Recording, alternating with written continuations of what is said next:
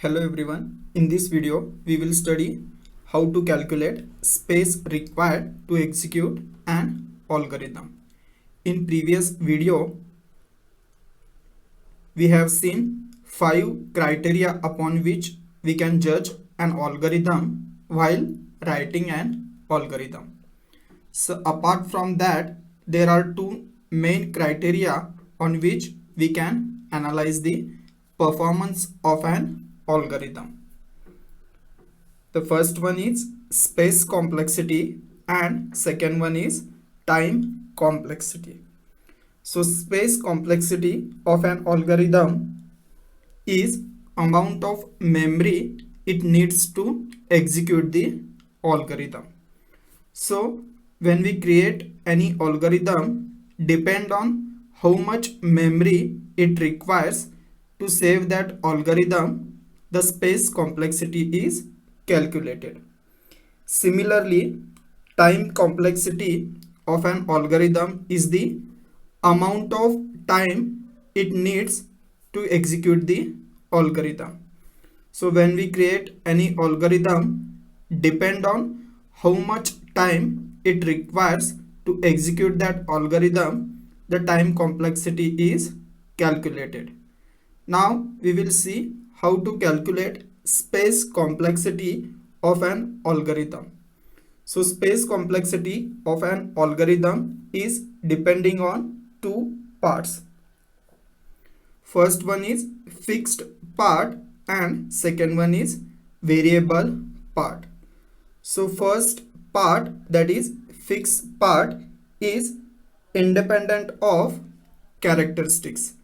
That means this part is based on instructions space required for the algorithm. Instruction space means the amount of space required to save the all statements written in the algorithm. So basically when we complete our algorithm, the statements written in that will be fixed and space required for the algorithm is considered as instruction space.